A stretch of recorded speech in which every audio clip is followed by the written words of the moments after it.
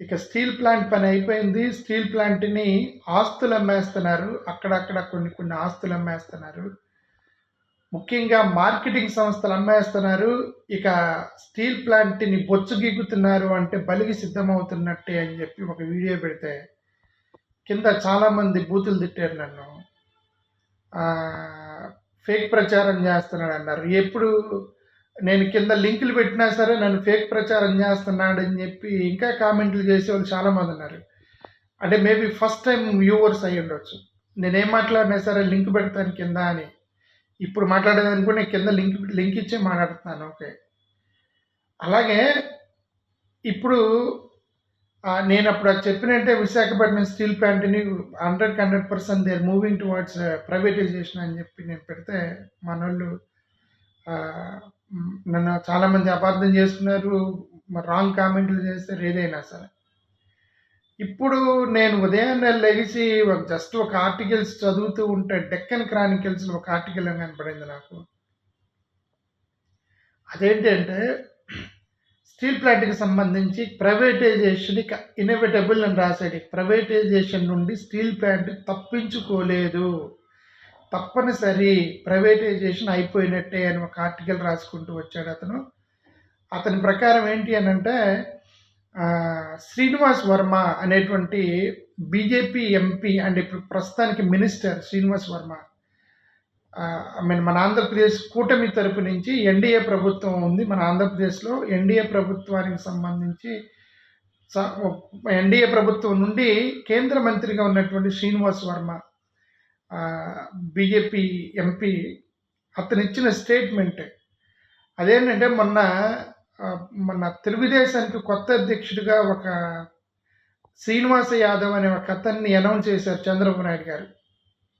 తెలుగుదేశానికి అదే అచ్చెన్నాయుడు గారిని కేంద్ర క్యాబినెట్లోకి తీసుకుని ఆయన ప్లేస్లో శ్రీనివాస్ యాదవ్ అని ఒక ఆయన్ని కొత్తగా తెలుగుదేశం అధ్యక్షుడిగా నియమించారు టీడీపీ వాళ్ళు.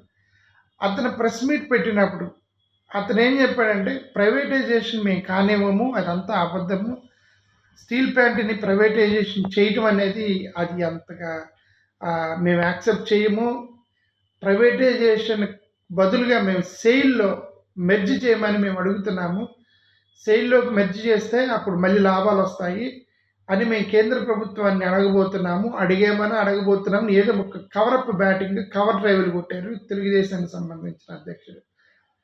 అది జరిగిన 4 రోజుల్లోనే నిన్న శ్రీనివాస్ వర్మ మినిస్టర్ ఆఫ్ అదే కూటమిలో ఉన్నటువంటి మెంబరు, కూటమిలో ఉన్నటువంటి అతనే బీజేపీ ఎంపీ అతను ఏమని స్టేట్మెంట్ ఇచ్చాడంటే స్టీల్ ప్లాంట్ ప్రైవేటైజేషన్ అనేది బీజేపీ యొక్క సిద్ధాంతము, బీజేపీ యొక్క పాలసీ నిర్ణయం. అది ఈ సంవత్సరం కూడా నష్టాలు వచ్చాయి, స్టీల్ ప్లాంట్కి ఈ సంవత్సరం కూడా నష్టం వచ్చింది. కాబట్టి ఇది స్టీల్ ప్లాంట్ అనేది తప్పించుకోవడం కుదరదు, ఇట్ ఈజ్ ఇన్ఎవిటబుల్ సిచ్యువేషన్ అని చెప్పి నిన్న ఇచ్చినటువంటి స్టేట్మెంట్ని ఈ యొక్క డెక్కన్ క్రానికల్ అతను రాశాడు ఆర్టికల్. మరోవర్ హెచ్డి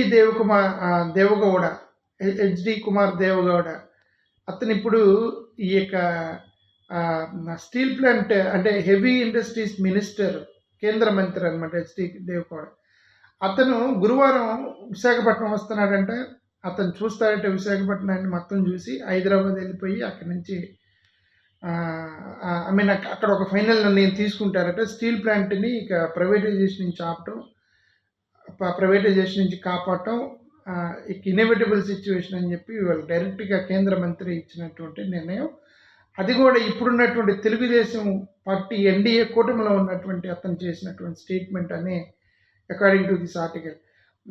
అయితే ఇతను ఇంకొక మాట కూడా రాశాడు ఏంటంటే 3 సంవత్సరాల నుంచి స్టీల్ ప్లాంట్ ప్రైవేటైజేషన్కి ప్రయత్నం జరుగుతున్నప్పటికీ కూడా వైఎస్ఆర్సిపి ప్రభుత్వం అబ్జెక్షన్స్ రైజ్ చేసిన కారణంగా అది ఆగిపోయింది అని నేను అంటలేదు. ఇది నిజం వైఎస్ఆర్సిపి వాళ్ళు దాన్ని ఆపారు, వైఎస్ఆర్సిపి దాన్ని అబ్జెక్షన్స్ రైజ్ చేశారు. స్టీల్ ప్లాంట్ ప్రైవేటైజేషన్ చేయడానికి లేదని వైఎస్ఆర్సిపి కోరుకుంది. మధ్యలో ఎవరెవరో పేరు ఊరు తుకాసులోని వాళ్ళు మొత్తం పేరు ఊరు లేని వాళ్ళు మొత్తం అక్కడ టీవీ ఛానల్లో కూర్చొని జగన్మోహన్ రెడ్డి మనం స్టీల్ ప్లాంట్ అమ్మేసి అక్కడ ఇన్వెస్ట్మెంట్ చేద్దాం అన్నాడు అని చెప్పి ఎవరో ఒక ఐఏఎస్ ఆఫీసర్ టీవీ ఛానల్లో కూర్చొని అదంతా సొల్లు సుత్తి కబుర్లు అవన్నీ. వీళ్ళు స్టీల్ ప్లాంట్ని మీరు ప్రైవేటైజేషన్ చేయడానికి లేదని జగన్మోహన్ రెడ్డి గారి ప్రభుత్వం 3 సంవత్సరాల నుంచి ఆపింది వీళ్ళే అని నేను నమ్ముతున్నాను. నాతో పాటు ఈ ఆర్టికల్ అతను కూడా అదే రాశాడు. మీరు చదవండి ఆర్టికల్ మొత్తం కింద.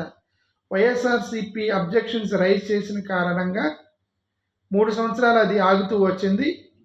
ఇప్పుడు ఈ మాట కూడా వాళ్ళే రాశారు ఆర్టికల్లో. ఇప్పుడు Telugu Desam party giving comfortable zone to proceed for privatisation of steel plant అనే పదం అతనే రాశాడు ఆర్టికల్లో. ఒక జర్నలిస్ట్ అంటే అర్థం ఏంటి? Telugu Desam giving comfortable zone to NDA government to proceed for privatisation అంటే కంఫర్టబుల్ జోన్ అంటే ఏంటి? మరి వీళ్ళు ఏమైనా సిగ్నల్ ఇచ్చారా? సరే మీ ఇష్టం, మీరు అమ్ముకోండి, మాకేం అబ్జెక్షన్ లేదని తెలుగుదేశం వాళ్ళు అన్నారా? ఏమన్నారని మనకు తెలియదు. But it is the statement written in this article in this news Deccan Chronicle is that TDP is giving comfortable zone to BJP to proceed for privatisation of steel plant. అంటే అర్థం ఇక్కడ బీజేపీ వాళ్ళు 100% చంద్రబాబు నాయుడు గారికి సిగ్నల్ ఇచ్చి ఉండొచ్చు. లేదు మేము 100% మేము ప్రైవేటైజేషన్ చేస్తామని చెప్పుండవచ్చు. మరి ఇంతవరకు ప్రజలకు చెప్పకుండా సైలెంట్గా ఉండి ఉంటారు చంద్రబాబు నాయుడు గారు 100%. మరి ఇప్పుడు బీజేపీ కేంద్ర మంత్రి మన శ్రీనివాస్ వర్మ ఇచ్చినటువంటి స్టేట్మెంట్ ప్రకారం ఇన్ఎవిటబుల్ సిచ్యువేషన్ అన్నప్పుడు ఇంకా అంటే అర్థం అయిపోయింది. ఇంక స్టీల్ ప్లాంట్ పైన అయిపోయింది. వాళ్ళు 100% ప్రైవేటైజేషన్ చేసేస్తారు దాన్ని. అంటిల్ అండ్ అన్లెస్ మహా ఉద్యమాలు, గొప్ప ఉద్యమాలు జరిగితే తప్ప, ఆ రోజు ఇందిరాగాంధీ టైంలో కనుక 32 మంది మారణహోమం జరిగింది.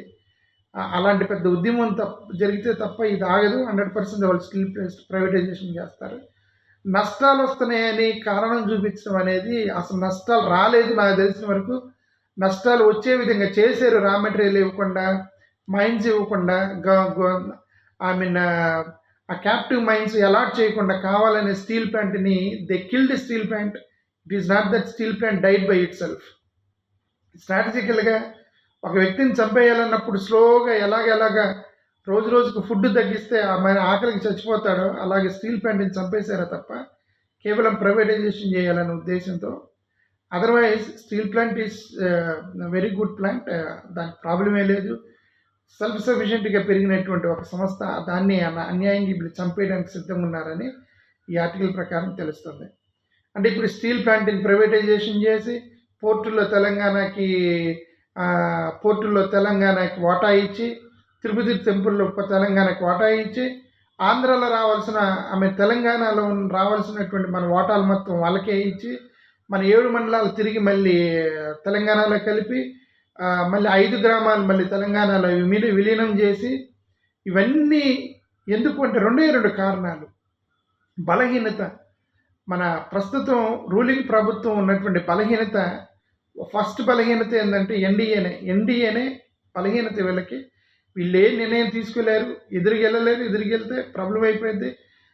అక్కడ 2 కళ సిద్ధాంతం, బీజేపీని బలపరచాలని ఒక టాస్క్ పెట్టారు. There in Telangana. So they are not working for TDP, they are working for BJP to strengthen. ఈ యొక్క కారణం ద్వారా అటుపక్క రేవంత్ రెడ్డి గారిని ఏమనలేరు. కాబట్టి ఇక ఆంధ్రప్రదేశ్కి స్టీల్ ప్లాంట్ ఉండదు. మరి పోర్టుల్లో ఆ లాభం, నేను ఒక ఆర్టికల్ చదివాను, దాంట్లో షేర్ కాకుండా ఇన్వెస్ట్మెంట్ చేయడానికి అవకాశం ఇవ్వమని రేవంత్ రెడ్డి గారు కోరారు అని చెప్పి చదివే ఒక ఆర్టికల్. మరి అది నిజమా లేదు అంటే ఆయన కోరి ఉండొచ్చు, మరి నేను ఒప్పుకున్నట్లేదు చంద్రబాబు నాయుడు గారు. కానీ సరే మీరు మాకు వాటా ఇవ్వకపోతే కనీసం ఇన్వెస్ట్మెంట్ చేస్తాం, తెలంగాణ తరపు నుంచి పార్ట్నర్షిప్గా పోర్టులు రన్ చేద్దామని ప్రపోజల్ కూడా పెట్టారట. అంటే ఇవన్నీ ఉందే. క్యాపిటల్ లేని ఒక రాష్ట్రానికి, అప్పుల్లో ఉన్న ఒక రాష్ట్రాన్ని, ఇప్పుడిప్పుడే బయటపడుతున్న రాష్ట్రాన్ని ఇటు పక్క నేను అందుకే చాలాసార్లు చెప్తా ఉన్నాను, ఇండిపెండెంట్గా ఉండండి, నాకేమీ ఇండిపెండెంట్గా ఉండండి, పక్కన తమిళనాడులాగా ఇండిపెండెంట్గా ఉండండి అని చెప్తూ ఉన్నాను. ఎందుకంటే నాకు తెలిసింది ఏంటంటే బర్డెన్స్ వచ్చేస్తాయి. అంటే ఎట్లా ఉండిద్దంటే ఒక గవర్నమెంట్ మీద ఇఫ్ క్లాజుల మీద రన్ అవుతున్న ప్రభుత్వం ఏంటంటే ఆ ఇఫ్ క్లాజ్ పెట్టేవాడు. ఆ ముందు ఇఫ్ పెట్టే వాళ్ళు ఏం చేస్తారు, వాళ్ళు నొక్కుతూ ఉంటారు పైనుంచి.